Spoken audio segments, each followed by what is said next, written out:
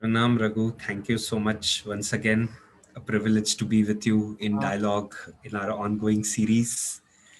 yeah, you ask interesting questions, Abhishek, so you keep me coming back. Thank you so much, Raghu. Raghu, I'll come directly to the point where we are. It's a really tough time for us. COVID is all around, and currently there is a panic, there is sadness, there is anxiety, and this is at some stage also going to calm down, and we're going to go back. And there's already a lot of prophecies about going back, the great reset, the new normal. People are already predicting all sorts of things about getting back. And as a generation, I think we're very confused about how do we make sense of this? What do we get back to as a normal? Will it be the same old? How will it look different? What can we learn from our wisdom in the past to respond to this kind of crisis? So a whole set of questions are coming up, and I wanted to locate this also in our Indian context, because this is also a part of a series around rediscovering India, understanding the Indian mind, decolonizing. And my fear is that our responses may still be very conditioned responses that we may do. So just want to open up with this question of your initial responses on what's happening and what does it mean and what do we do?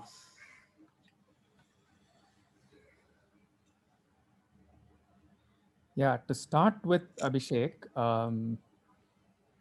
I will probably, hopefully, be gone of natural causes long before the reactions to the COVID set in and the new norm or whatever reset, whatever you call it, really gets going.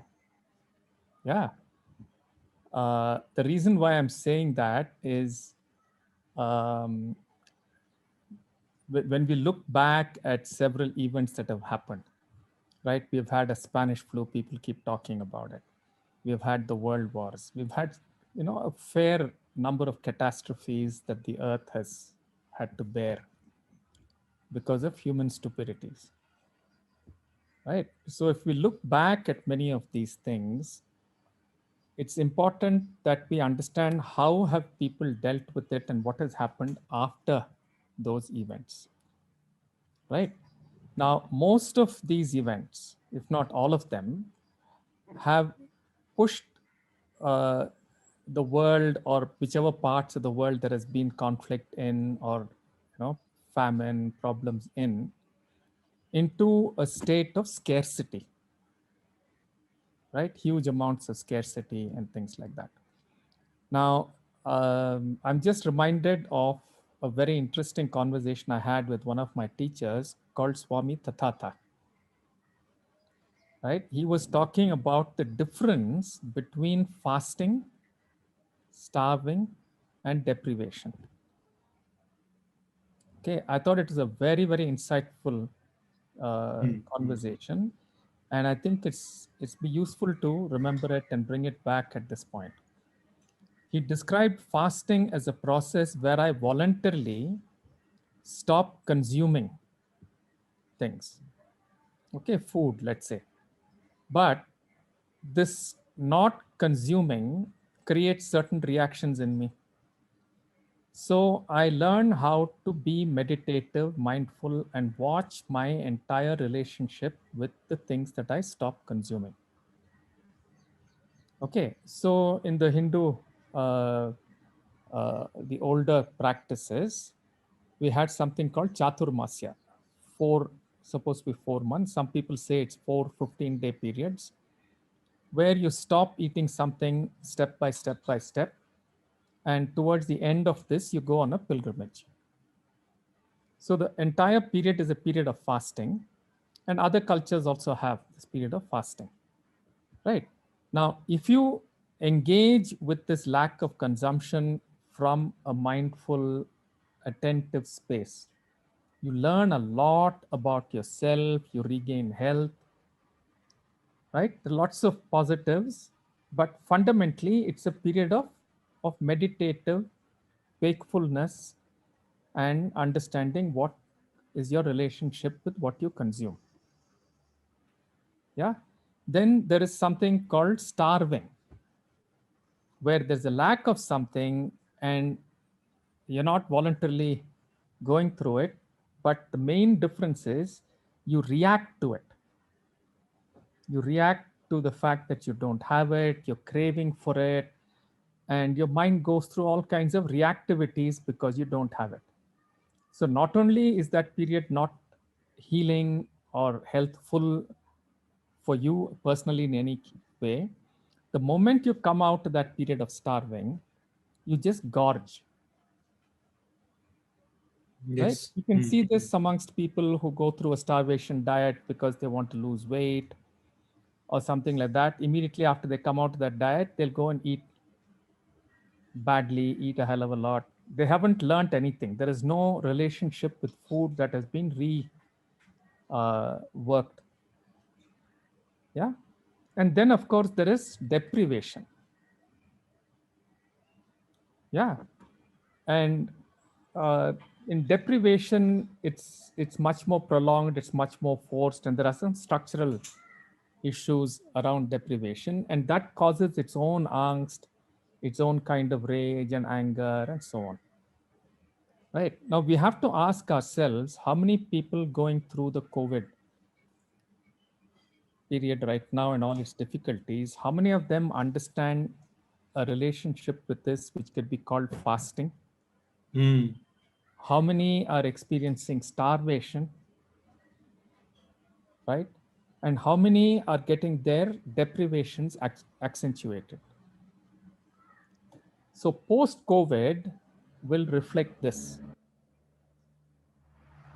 right?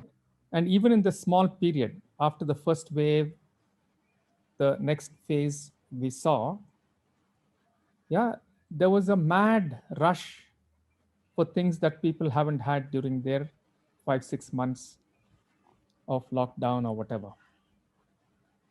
So Yes. what is going to happen is very, very possible that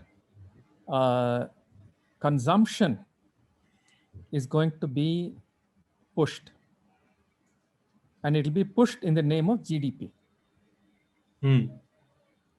right? And GDP is a colonizing project, right? So we need to understand this a little more carefully. And I think personally for me, the hope in the future lies if human beings can get to the indigenous cultures that existed before the period of colonization that has hit us. See, most people don't realize that colonization and modernity are just two sides of the same coin. And the so called rich nations of today, which flaunt their wealth and everybody wants to be like the US or whatever, have all grown through on the backs of intense exploitation in a period of colonization. Right? So this has to be understood. So if after the COVID, right, indigenous thought patterns, which are fundamentally polytheistic, as opposed to the European mind, the Roman mind, which is monotheistic. Unless there is a shift away from this paradigm, I don't see a real regeneration of the earth possible. I don't see real wellness possible.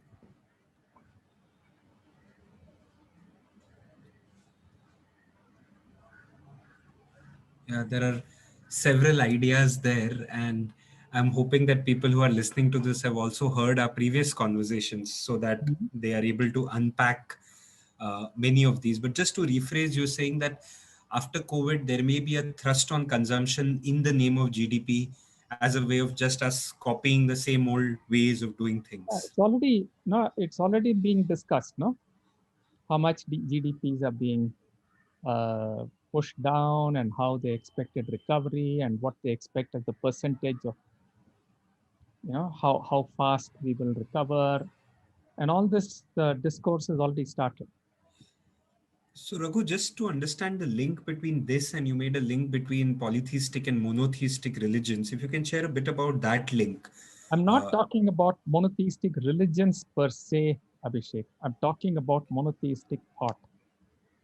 The way of thinking itself. way of thinking. Like, for example, a lot of people who claim to be scientists are not scientific minded at all, because science fundamentally is polytheistic. It looks at truths, it looks at many truths, it says, let us examine many truths. But what has taken over the world is not science, but scienticism. Right. Science as a Where religion now. science is pushed as another religion, Hmm. Hmm. as another monotheistic thought. So it will attack everything that's so-called non-scientific, and that attack itself is fundamentally not from a scientific mind. It's not from a mind that is in inquiry. It's from a mind that wants to gain control because of its hold, a hegemony of knowledge that it holds. Yeah, let's just look at this a little more carefully. Okay, see, if what do we mean by a polytheistic culture? Let's say, right? It's a culture that has a respect for many truths. Okay, these are cultures where community is central. Many of them all across the world, if you look at them, time is looked at as rhythms, and there's a deep connection with nature when they're talking about time. Yeah, they look at ancestors as not departed souls or something like that, waiting, for God to decide whether they go to hell or not, right? They look at our ancestors and archetypal heroes as spirits which are living amongst us in the here and now, right? And the mark of a hero in all of these cultures is somebody who can respond from compassion to the community, right? Joseph Campbell has spoken about it. There are other people who understood mythology who've spoken about it, right?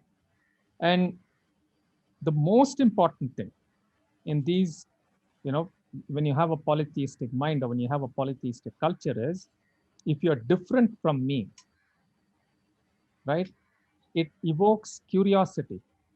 It evokes mutuality of respect. So I'm not saying my truth versus your truth, but there's a certain kind of exchange that becomes possible, right? So you can see it in the way Sufism developed in India, whereas it was thrown out in its spaces of origin, right? So these are some of the characteristics of a polytheistic culture or a polytheistic mind. Now let's kind of do the Western binary creation, okay, for a moment, Right. and look at, you know, polytheistic Monotheistic. versus monotheistic. Okay. Though a polytheistic culture will not We'll never do. look at Right. it that way, but I think it's important to contrast it just to understand what are the possible differences. Yeah. It's amazing that you are intentional even when you're doing that. That's so beautiful that you're saying for a moment, let's Yeah, do we should this. have some fun while we can. Yes, yes, yes. So, what do monotheistic cultures say? They fundamentally say that there is one truth, and that is my truth. Okay, they're very, very sure about this. And at the current point of time, the way we see it now, individualism is is being pushed at the expense of community. Okay, so individuals become the basic element of the human collective. Time is defined as a linear flow, historicity, and so on. So what does this do? It immediately says that old is bad and new is great and good. And this has been articulated by a lot of Western thinkers very clearly, right? All myths are supposed to be false, right? And what is it that is celebrated today? Yeah, it is greed and acquisition that is looked at as heroic, right? So these things are in very stark contrast to the polytheistic way of looking at things, right? And then the most important, when there is a difference, okay, if I'm operating from a monotheistic mind, difference is always dangerous Difference means I have to immediately compete with you, show you how my truth is better than your truth. I have to dominate you. If there's anything worthwhile in what you're doing, I have to extract it from you and put it into my terms. Otherwise, I cannot accept it. Right? And finally, I either consume you or I destroy you. If I can dominate you and if I can keep drawing resources from you and make you a consumer, so I can keep the cycle of economic advantage going, you're useful to me, and so on. Otherwise, I don't care. I will destroy you. Now, this has been repeated over and over again. Iraq got bombed because of some oil issue, right? Libya gets bombed on some other excuse, right? This kind of response to the other is blatant. And this comes from a mind that is caught in monotheistic thought. And all monotheistic think, thinking patterns very clearly have a strong necessity to other and say only my thought should exist. It's fundamentally violent. Yeah. Right? So we need to really understand this well. Yeah, I would also add, Raghu, that they place themselves in a position of superiority, right? Like literally moral superiority, intellectual, like almost like they have a right to do this. Like, Absolutely. and Absolutely. yeah, yeah. Yeah. See, my friend Kundan Singh has written a few papers on it and looked at it very carefully. He looks at it as a set of theorems and whatever, but his basic um, thesis is very, very simple and very clear, right? When he writes about colonization of the mind, right? He says that this Western monotheistic way of looking at the world, no, also does what is called creating binaries. Hmm. Okay. So what does it do? It creates a whole set of binaries: rationality versus irrationality, science versus spirituality. Yeah. Anything that is not science is superstition, right? Husbanding resources versus waste and wilderness, right? Perfection versus imperfection, good versus bad. Yeah. And after having defined, there are several such binaries. I mean, it's not, I'm just giving you a short. Yes. Yeah. Like science versus religion. And we know what happened in the Dark Ages and the Reformation. Yeah. And all of that in Europe. So these things are not just me versus you, just stated as, me, I don't like you. I just go out to kill you. Right. So these binaries are very, very violent inherently. Hmm. Then what do? Whichever part of this binary defines Western culture as you see it today, Roman culture as you see it today, European culture as you see it today, is always valorized and the other is shamed. Okay, and it's done in so many ways. Okay, I'm sure people have read about this whole thing of, the white man's burden. It was very clearly framed, saying we are such great people, we need to civilize these uncivilized people, so please come.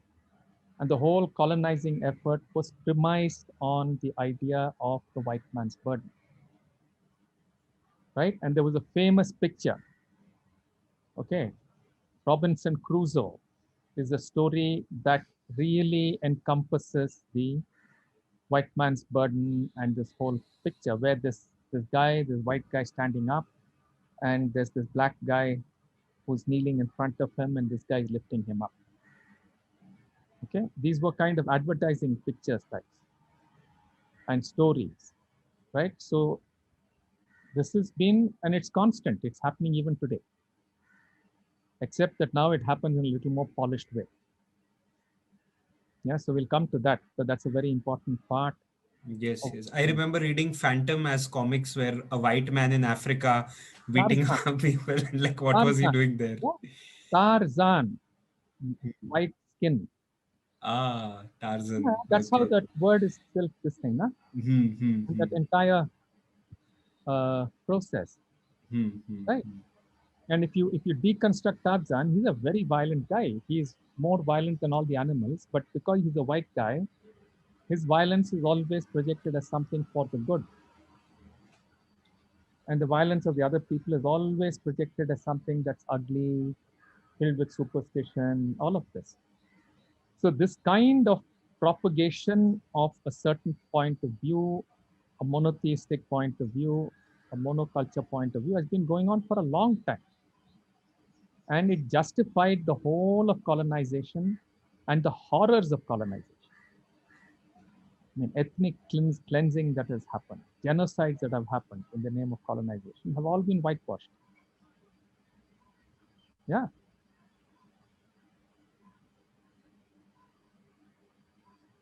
Yeah. So Raghu, I had one uh, Hmm. question. I don't know if I can let me anyways put it in, and then maybe you can respond.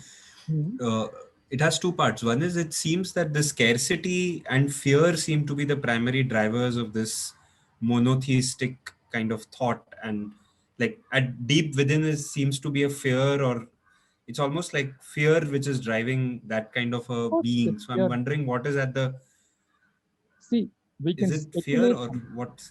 we can speculate on it. My speculation is that much of this kind of othering and whatever has come out of civilizations that have grown in spaces with scarcity, desert-like conditions. Even in India, people who come out of desert kind of contexts have a very strong in-group solidarity and out-group violence. Right? It's very interesting. I remember there was a small video clip that was floating around at one time where a Tamil guy, a farmer, is talking about something, right? And he very clearly articulates what colonization is all about. He says, "Look around me, right? How green my place is. I've always had plenty. So I've never had the need to go out of my country. Hmm. I've never had the need to go out somewhere and abharikarive means to exploit other people. I've got enough. Who are the people who have come here to exploit me? Hmm. Hmm. Those are people who didn't have enough, Yeah. Yeah. who are impoverished people, who come from impoverished geographies. They come here to take because they don't have. Yeah. Yeah. Very simply, very beautifully articulated. And I think this has gone so deep that now, even if they have, they're still acting out of the scarcity. Like they have more than enough, but they're still acting out the algorithm that is so deeply programmed, right? The No, it's not. acquisitive. I don't think it's just a benign acting out of the algorithm, Abhishek. You look at the structure of an advertising piece that comes out. What does the advertising piece do? It first creates in you a sense of dissatisfaction or shame, Right. right? You don't have enough. You are not enough. Those are the underlying things. So it creates this kind of dissatisfaction, deprivation, and so on. And then it posits saying, this is the solution for you. Hmm. Okay, my favorite bugbear in this is the Axe underarm deodorant. Hmm. Hmm. Ad, Hmm. Hmm. right? You look at the structure of that ad, there'll be this slightly handsome guy with lots of women hanging around him, right? And then there'll be this puny guy who walks across. And he'll look at this other fellow and obviously feel envious. And then he'll go and put underarm deodorant and all the women will come rushing towards, Yes. right? Now, the structure of this ad, the way it is presented, Hmm. yeah, if you decode it, look at the number of uh, of messages it is giving. Right. First, there's this hyper masculine person, and which nations today are hyper masculine in their presentation? Obviously, the westernized nations now with their armaments and all this kind of thing. Yes. Right. Second, they're they're triggering you at very animalistic levels of, yeah, your sexuality, your envy. That is triggered, right? After which a solution is given, which is a completely unnecessary solution. Right. Okay? If you bathe every day like all good Indians do, and if you eat food which is good food, which is balanced diet, not much meat, and so on, your body will not stink. So you don't need underarm deodorant. So instead of promoting health, right, I'm It's promoting a 16 product hours. that will probably give you disease. Hmm. Hmm. So the whole, if you look at what is happening today in the mindset that is pushing things for the sake of consumption and for the sake of GDP, Hmm. is this, right? Look at the amount of money in any nation today, which through competition is forced to go into militarization, direct and indirect, 25 to 30% of GDP. So it's intentional. You're saying it's not only benign scarcity, it's now Not become benign. intentional, Not benign. manipulative. It was stated clearly by Eisenhower after the Second World War that we have to become a military industrial complex and we have to push consumption. What's the first thing Bush said after Shop. 9/11? Yeah. We should go shopping, right? So it's not that benign or whatever. It is very actively pushed, Hmm. Hmm. right? Yeah. And Yeah. and every American election is fought on whether the president is going to make sure that the American way of life is alive or not, right? All you have to do is to look at one or two of the videos that is made by Story of Stuff. Brilliant videos to show Yeah. you how just to keep American consumption going, the whole world is being depleted Yeah. and exploited from. So these are not benign. These are quite clearly, I mean, today, who is paying for the Amazon forest being destroyed? The It's locals. directly Yeah. related to the New York Stock Exchange and who's getting money and whatever. There's an article about this. Hmm. Hmm. Hmm. What does it go to fund finally? The beef industry or something like this. Right. Yeah. And there's been a study recently of how much of greenhouse gases are directly related to animal farms and depletion of forests and so on. So it's not as though the facts of these are not known, but there's a mind that uses science or that uses the outcome of science Hmm. in ways that are completely self-centered and exploitative. Right. And that's the mind that is being continuously pushed. I don't know if you've seen this excellent, uh, little TED talk, by this lady called Malance Bart Williams. No. Yeah, it's a TEDx talk Okay. about Gambia, I think, her native country. Brilliant talk where she really puts out this whole thing. She says, "Why is my country's currency something like 30 or 50 times or whatever, or maybe 100 or something? I don't remember the number, right? Less valuable than yours when all the gold which creates the gold reserves comes from my country." And then Right. she goes on to analyze this, right? So these are all the direct impacts of colonization, direct impacts of creating these binaries and creating shame in the other through valorizing one side of the binary. Yeah, another brilliant book that, if you're interested, others who are interested must read, is a book called The End of Empire. The end It of is empire. very difficult to get in my time, but now I think with the internet and things like that, it might be possible for you to get it. Okay, it was written by a guy called Brian Lapping, if I remember right, who was a BBC correspondent. Mm-hmm. He's written a brilliant analysis of what happened at the end of colonization. That's why the book is called End of Empire. Okay, what the British did when they went, what they did in India, in Eden, in Congo, wherever they were colonizing, and they left. Yeah, it's incredible. They set up people, okay, who will be there, who will represent their mind. Okay, so if there's a Gandhi in India, right? If Gandhiji is talking about going back and reclaiming our own greatness and things like that, they set up a Nehruvian kind of a figure. Okay, and he talks there about how he was cultivated, how it happens. Same thing happens in every nation that they let go of. They create conditions for their proxy to run the country. And at that point of time, there are papers that are written about what do we do if we get out of these places, our wealth source will be depleted and so on. So there's a whole discussion, which is, I think, called the Great Game or something. How do we set up regimes in these countries so that we will be in control?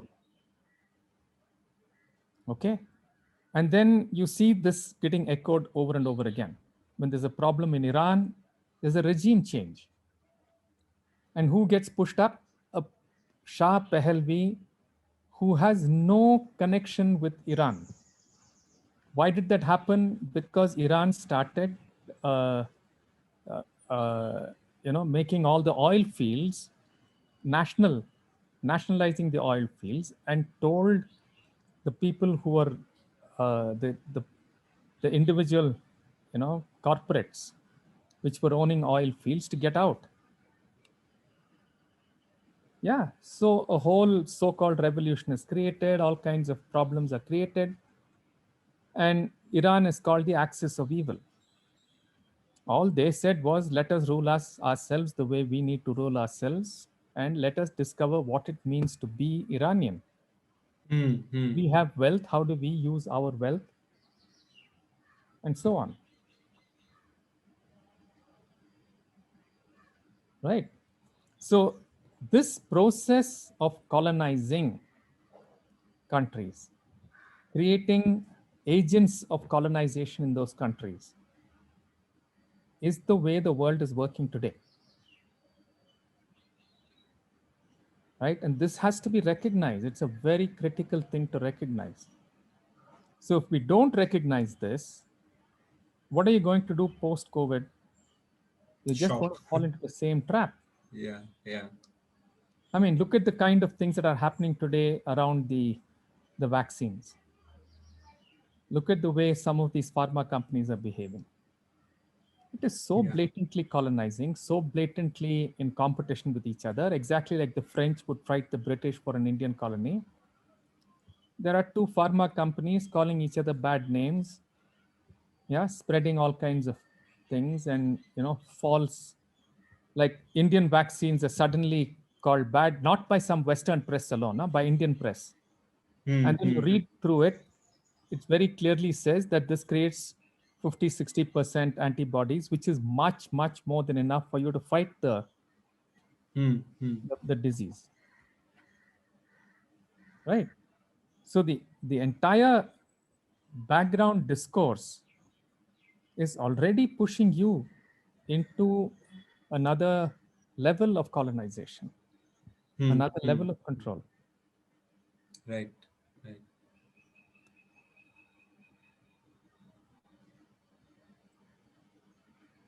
A question that comes to me is also that in our uh, in our scriptures and in our ancient texts, Mhm. how have we looked at people with this mentality? Like, are they the asuras, or they don't even exist? Like people with No, very mono. clearly.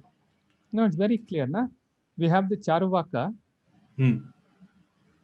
who all the various other philosophies will use as a counterpoint.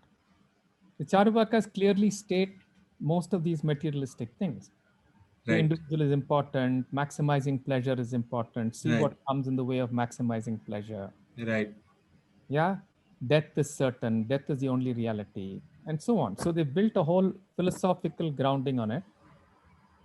Okay, yeah, it's very well recorded.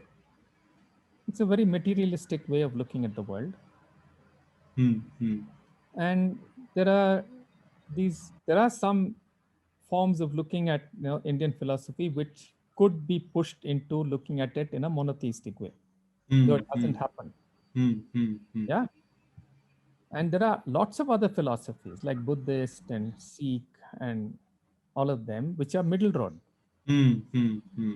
which clearly say this is not right, nor is the other, where you give in to some forces and some ideas of God, they're untestable.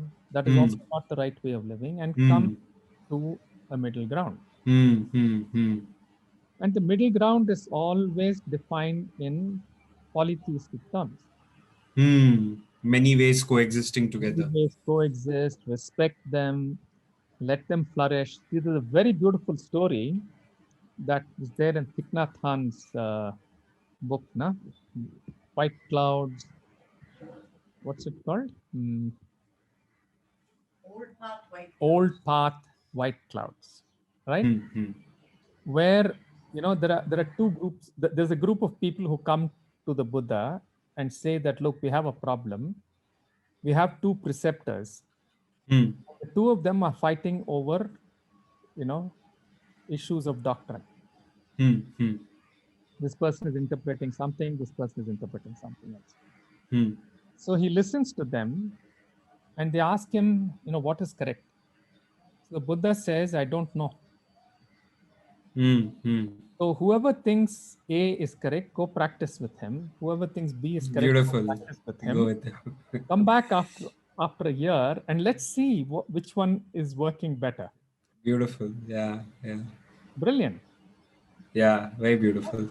Yeah. And many such things. No, so the Madhyamika school has very clearly stated something which is also there in other forms of thought, like the Syadvad and Chatushkoti and so on, where it says that the mind is incapable of stating a comprehensive truth. The mind is extremely limited. Reality is very, very vast. So for every possible truth that the mind can state, which is, let's say, a proposition A, it is actually immediately stating four possibilities, right? So it's stating the possibility that something completely different, like let's say opposite of A is true, right? Some combination of A and B B. is true, or something completely different. Both A and B are wrong, and this completely different Truth. truth is completely different from A and B. Now, when a thought like this is fundamental to a philosophy, okay, Shankaracharya also has a similar thing. It's called abhadita, falsification, right? So a lot of Indian thought has this fundamental premise that there is no single truth. It's not possible for the human mind to state a single truth. Right? Interesting. Yeah. Yoga, Buddhist philosophy explicitly state that the only evidence that you should live by is pratyaksha pramana, something that you've tested, you've looked at, which makes sense to you, which is rational. At the same time, they do not therefore say rational versus irrational. They say that human beings are a composite, right? They don't set up a perfection and say human beings are imperfect, therefore you're a sinner. They look at human beings and say human beings have avidya, and there are ways of getting rid of avidya. Right? It's a much more compassionate, it's a much more realistic way of looking at human beings. And much richer also. Sounds so much richer and Much nuanced. richer. Yeah. Yeah. Absolutely. So unless when we come out of this COVID thing, unless many of these things are understood and people see through the colonizing intent of the current civilizational thought, we're in for huge problems. And it's not as though China is outside of this frame.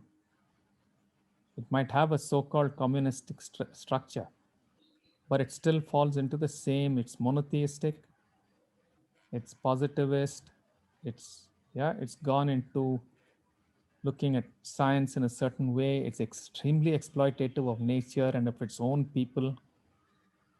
Yeah. Yeah. Yeah, there's no difference at all. I mean, the ethnic cleansing and whatever, Hmm.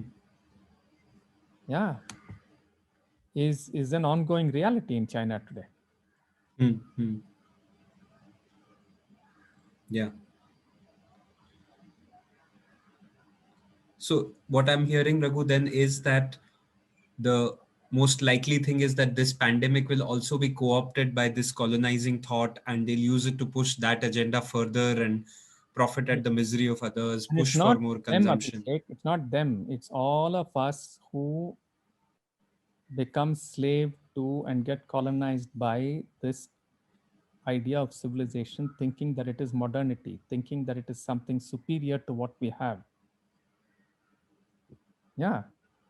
See, let's just look at this carefully. Yeah. What does this monotheistic mind do? It pushes individualism. Hmm. It is ethics free. Okay. In Harvard, there was a huge debate of whether ethics is necessary for business or not, and they voted no, it's not necessary. Hmm. Hmm. And the entire monetary crash that happened was engineered by some heavyweight economic thinkers from Harvard. Okay, there's enough evidence to say that many people in Goldman Sachs and Lehman Brothers knew what they were doing, what the derivatives mean, but they pushed it anyway, and so on. Right? So these are all clear, exemplars of this monotheistic greed first thinking. Right? And what is it great at? No, it's great at taking any scientific invention, any innovation, and monetizing it immediately. What's the most important word today? Monetizing. Yes. How do you convert something into something utilitarian?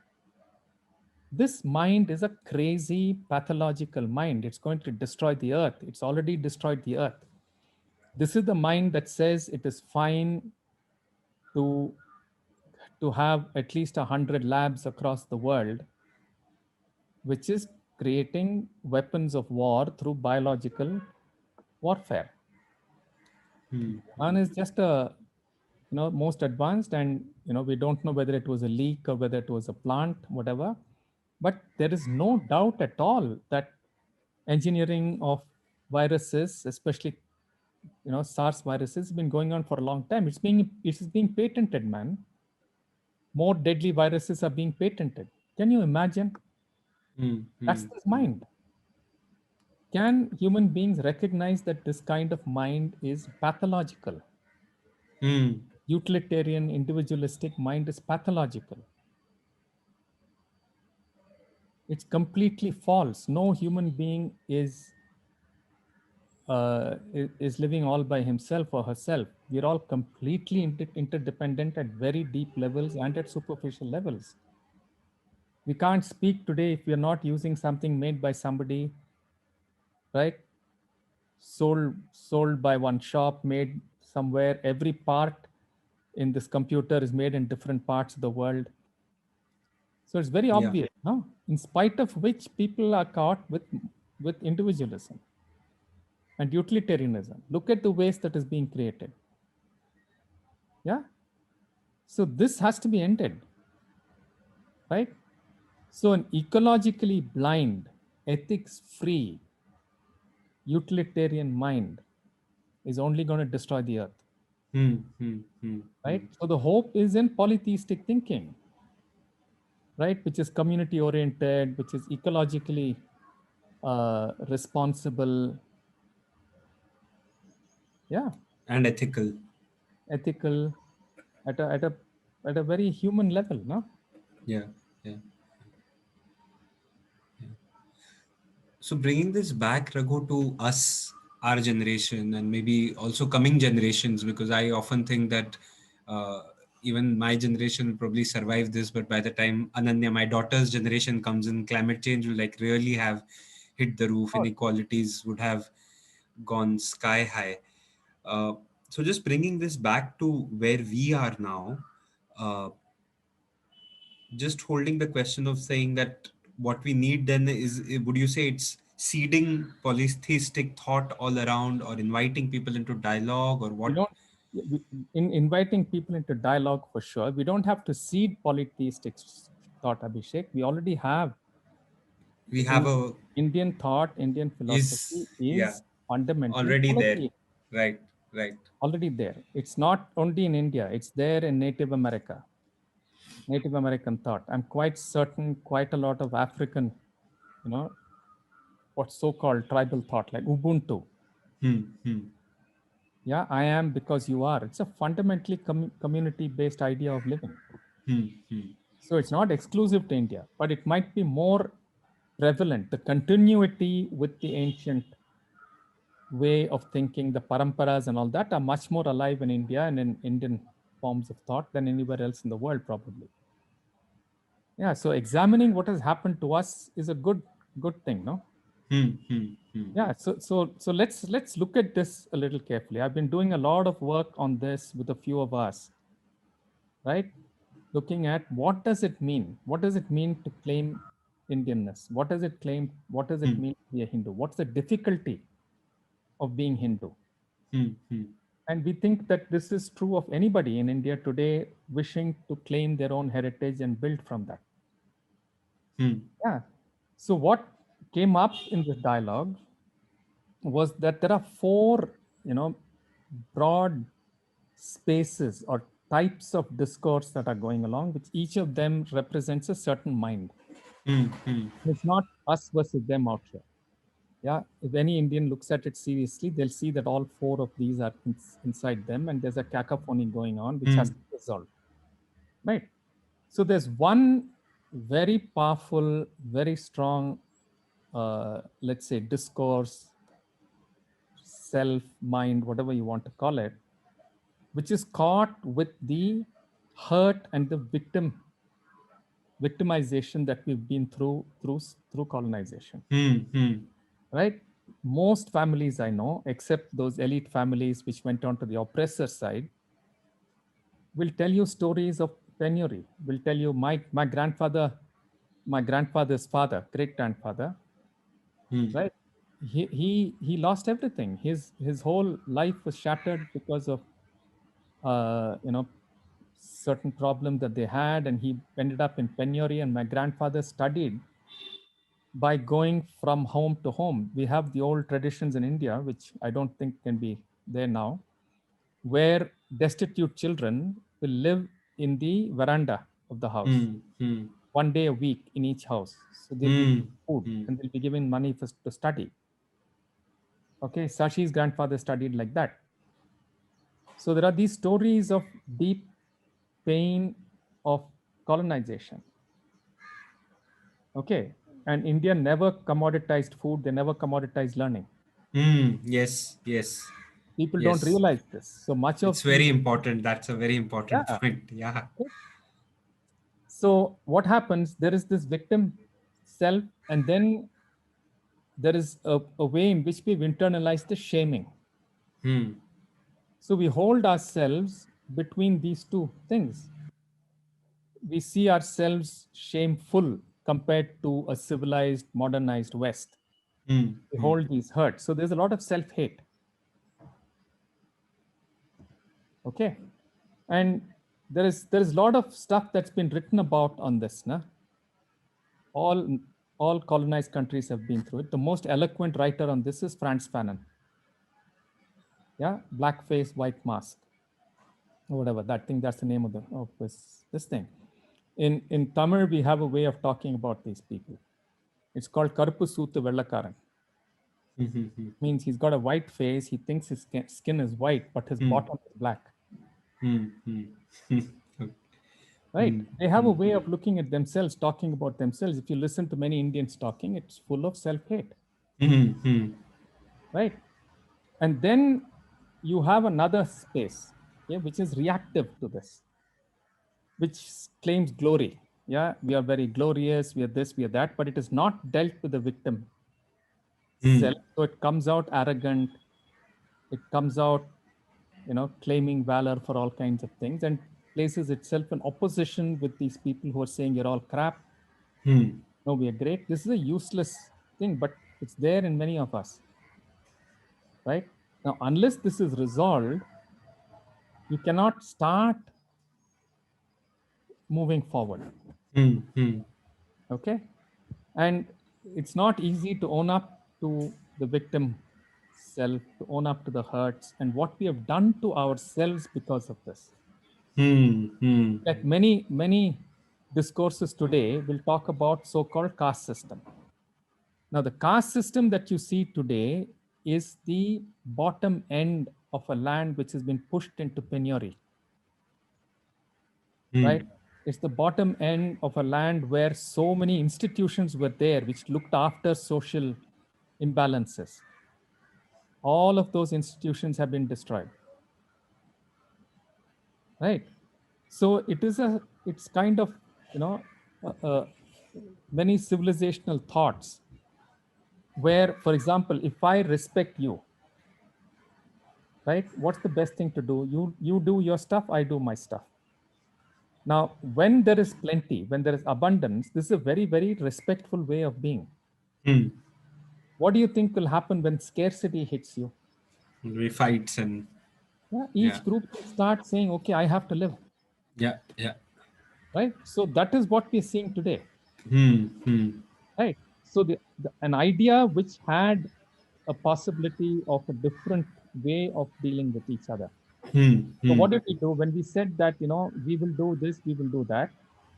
The only things that were defined as sacrosanct in the Indian context was the interface rules, ahimsa, mutual respect. Those were the critical things in a social context. Right?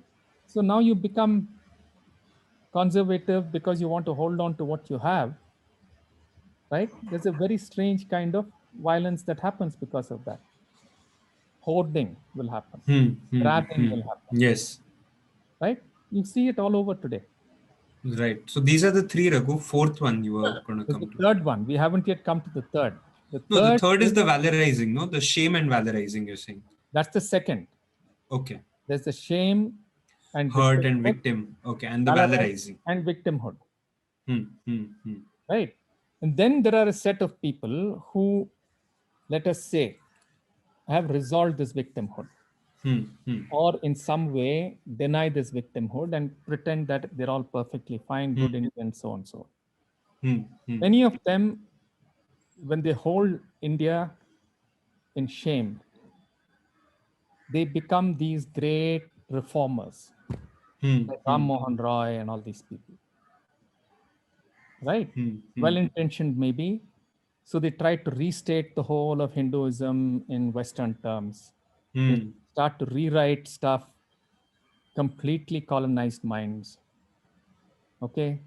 You have to write about a rediscovery of India in frameworks that are completely alien to the Indian frameworks. So the author probably never put his foot on India. He was too rich to have had to put his foot on India. Yeah. So you find these kind of narratives which are completely westernized narratives of India. Right? And these are people who are the current elite, who hold their Indianness in shame, who continuously want to bring in some modernity. If you're not modern, you'll be held in shame. Okay? So there's a lot of discourse of this kind that's going on. Yeah? And then you have a few people who have resolved it, who have resolved the victimhood, and who hold themselves and their country in pride, like Aurobindo, for example, right? Or a Vivekananda. Right? Now, when these people look at India, they don't look at India, in very tinted ways. They're willing to say what is wrong, what is right, if you read some of Vivekananda's writings, he's extremely critical of the way we deal with each other today. Very strong condemnation of certain things. Plus saying, what is it that we have that is beautiful? What is it that we have that can be nourished and brought forth again as something really, really meaningful? Right? Now, unless we navigate the first three and decolonize ourselves and come to the state of the fourth, okay, I don't see how we can regenerate ourselves. And this is true of any colonized mind, not just of India. And then what happens? 1630. These so-called, elite, they have become the oppressors. So if you read, so if you read Ashish Nandina, Intimate Enemy, he's described this process very beautifully of how you internalize the enemy. Right? So what has happened, first 70 years, we've been ruled by a set of people who have envied modernity and Western ideas of governance and so on. Right? Now we have an envy of the more Chinese kind of power, centralized power structures. Both of these are colonized minds. Right? Yes.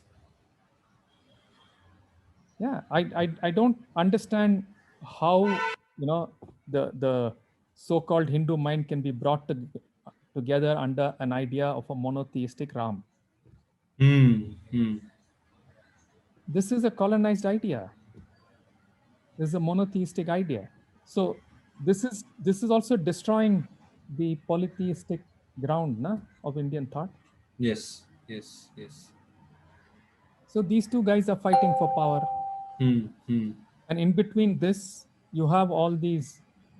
Which two guys, Raghu? Sorry, there could be many two guys. The Congress mind is the envy of the West. Yeah. Okay. To me, Shashi Tharoor is the prime example of this. Yes. Yeah. Great English, watered down idea of Hinduism. That stupid, benign idea of Hinduism where nothing was done to enable the average Indian to feel proud of his scientific history, to feel proud of his culture. Not a drop was done for any of that. Right? And then the glorification.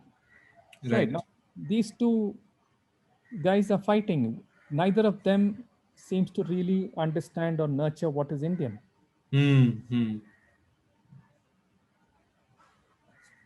Yeah. Both have an unhealthy relationship with the victim and the hurtness. I think so. The kind of histories they try to push. Yeah. So, Raghu, the pathway to the fourth is then through confronting the first voice, right? Like to really engage with the first voice. Really engage with the first one, get rid of self-hate. Now, see, let me just take you through what I have gone through and many of my friends. The person who woke us up to this reality was Dharampal. Right? So him, Claude Alvarez, there are a number of people there, Dr. Seshadri and so on, talked about what is the continuity of Indian thought. What was it that happened to India during the British colonizing period? And when you read some of those things, it really makes your blood boil. If you read some of the things that a guy called James Mill has written about India, he was paid by the East India Company to write these things. Terrible descriptions of India. Okay? Really, shaming. Okay? And he had never come to India really. It was a complete, this white man's burden project. Orientalism today is filled with his ideas. Okay, reflected in one form or the other. Right? Yeah. So, how do I deal with this whole self-construct? Very important. So, I have to rid myself of this. I have to understand what is real history. Who are the Indian heroic people? right? Reclaim our scientific heritage. And we've done phenomenal work in mathematics hundreds of years before anything happened in the West. Many of these things are slowly being unearthed, right? We have to, when the more we deal with this victimhood clearly, own it up and discover some healing in there and really reclaim our own history, we'll stop glorifying ourselves unnecessarily, right? So the less we glorify ourselves and the more we truly discover who we are, the less we are going to try to reform ourselves into modernity, which is a deformation, right? Like Dharampal has said this many times. He said, even if you grant that the West is greater than us, we must become westernized. Are you going to lobotomize your brain and put a Western brain in your head? Right? Are you going to, suddenly cleanse your mind of thousands of years of cultural memory and put in a new memory? Right? It's not possible. Right? No civilization can do that. Yeah. So you have to go back and discover your roots and see how to nurture your roots in a way that it flowers beautifully today, contemporarily grand. Do we have the capability for that? Of course we have. If we didn't have a scientific mind, there wouldn't be a Ramanujan, there wouldn't be a Bose. Obviously, we have that. We have great philosophy, we have great psychology, we have very rich understanding of botany Right. on the ground, architecture. There's so many beautiful things we have. We also have gathered a lot of crappy things. So if we dissolve these three minds, one that holds us ourselves in self-hate, the one that holds in self-glorification, and the one that is trying to reform and deform in a westernized frame, then we can start to flower. Yeah, and these seeds will be there. Yeah, definitely, because that has been our heritage and our cultural memory. I mean, innately, that's what we are. Yeah. Yeah. Yeah, I think taking off from this talk, the project of how this will actually translate into our lives, our relationships with our families, the conversations we have, I think that's what each of us needs to take up and make our own and run with it, like do it. Yeah. And it's not just an Indian project, Abhishek. It's a project that many people in the world have to take up if the earth has to survive. Right? A lot of people from the West have to start looking at what their histories have done, how, as oppressors, what they have done, and be in conversation with people from here. There has to be a whole international dialogue which owns up to these mindsets in human beings. Yeah. Yeah. Yeah. Yeah. Yeah. The so-called monotheistic thinking is there. It's there in Africa, it's there in India, it's there all over the place, man. So And we how do need we, to challenge. Yeah, we need to. right? So everywhere people have to honestly go back to the roots, shed this kind of thinking completely, not glorify it. Right? The constant stuff in the West glorifying the Western psyche. And the glorified psyche that they talk about is responsible for all the ethnic violence, the genocide. They never talk about it. These books that glorify this idea of some great Western civilization never talk about the genocides, never talk about the cultural genocides. They never talk about how much they've taken from other cultures in terms of thought, in terms of so many things. Yeah. Yeah. I mean, the Americans who are sitting in America today, right? They're sitting on somebody else's wealth, somebody else's gold, somebody Yes. Yes. else's oil. Yeah. Yeah. So, Raghu, one practical question that comes to me is we are in dialogue with a couple from UK. Suruchi and I are in a conversation, and they feel a deep connection to India. They feel almost at a level of sorrow that what they have as British done to India. And we're in dialogue. We just started a series of conversations, Hmm. which are already the first conversation itself was very difficult for us to start because it confronts some very deep pains, and just wondering if there is space for healing, reconciliation, repatriation. I don't know what will emerge from the dialogue, but in dialoguing with people from these cultures, what should that be like? Like, is there space to do that? What? Owning up, no, the owning up of what this mindset does and how am I internalizing this mindset. Hmm. Hmm. Hmm. Hmm. Yeah. Yeah. Yeah. So the human mind has to be cleansed of this pathology. Which has infected all over in all domains. I think it's a cleanup. I think the other thing, Raghu, just a few more minutes. That's fine, right? We have a few more minutes.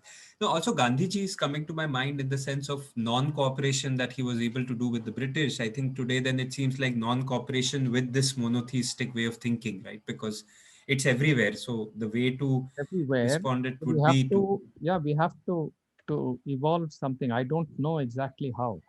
hmm, hmm, hmm, Yeah, yeah. Today, if I want to buy rice, I have to go to a store. hmm, The rice comes packed in plastic hmm, hmm. or whatever. Nah? Yeah, Yeah. I have to trust this guy that he's selling me good stuff. Hmm, hmm, And so many horror stories, no, of roadside vendors, how they, pump hmm, vegetables with color, right? hmm, hmm, Pharma companies, the way they're pushing suddenly this whole thing of immune boosters hmm, hmm, has hit the market. Organic food has hit the market. Is it truly organic? hmm, hmm. I think most of it is just advertising gimmick, Hmm, hmm, hmm, hmm, and that will create its own set of problems. hmm, hmm, hmm, Yeah, hmm, already there is. I saw a few papers and things like that. Nah? hmm, Saying that suddenly zinc is being pushed as an immunity booster, hmm, hmm, and how excessive zinc consumption could be the cause of this black fungus, hmm, hmm, hmm, right? And Hindustan Lever, all these people have very quickly overnight they brought out immunity boosters. hmm, How, man? It's obviously a advertising gimmick, no? hmm, hmm, hmm. Yeah. Yeah, yeah, yeah. So you package the same food as an immunity booster and price it 2 times as much as you did before Hmm, hmm, hmm, and make your money. When this kind of thinking is there, na, hmm, that every opportunity, every human misery, you sit there and you figure out how to gain power out of this memory or how to make money out of this out of this misery or both. hmm. How will that mind be changed? Right. Whew, that sounds like quite a project itself. That sounds like a So that is challenging, the dialogue. complexing. Yeah, Yeah, yeah, that is yeah. the dialogue. I'm not interested in having a dialogue with somebody in Britain to induce guilt in that person. Hmm, hmm, hmm, But I certainly would like to dialogue saying, what is your mind? Are you a hmm, monotheistic mind? hmm, hmm, Can you own up to what monotheistic minds have done? Because you come hmm. from a culture that has valorized that for a long time. Yes, So yes. can you decolonize yourself First. Hmm. from that? Yeah. And yeah, it's not as though the West doesn't have any roots of polytheistic thinking. It's called pagan thinking. Hmm. Yes. Yes. Yes. True. Wow. So that's a lot, Raghu. I think this is so much to think and so much for us to churn with. And I'm so glad you have shared this. Any final thoughts that come to you? Any final That points you'd like to final make? thought was what I said just now. Okay. Okay. Yeah. That, yeah, yeah, yeah. To have that dialogue. However much we would like to go away from me versus you, Hmm. have to own up to the fact that there is a danger that monotheistic thinking, monotheistic cultures are presenting to the earth itself, to the survival of the earth itself. This thinking is posing a great, great danger, right? And it's fundamentally using everything. It's using science for self-aggrandizement. It is using cultural processes for self-aggrandizement. It is using human psychology and human fears for self-aggrandizement, right?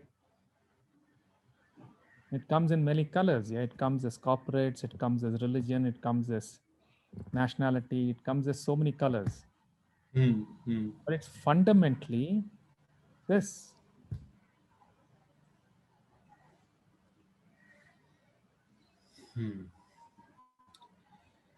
So, with the hope that we're able to take this challenge on, all of us together, I Some of think, us have to choose to do this, Abhishek. yes, yes, absolutely. I think this is deserving of a life's work for many of us, for sure. And I think that's what's needed for today's day And and we have age. exemplars. Huh? It's not as though we're starting from scratch. We have Yes, absolutely. Nelson We have Mandela, such, we have Gandhiji, a yeah, lot of yeah, we people have who, very tall, yeah, yeah, yeah, who walked this path, and it's not a completely new thing. true, true, true. Beautiful, Raghu. Thank you so much for this conversation and Welcome. uh, really holding the intent that this conversation goes and becomes a source material for many, many discussions and sparks a lot of inquiry, a lot of action, a lot of churning. Just want to thank you for sharing so much from your heart and making it accessible. Thank you so much. Thank you. Thank you.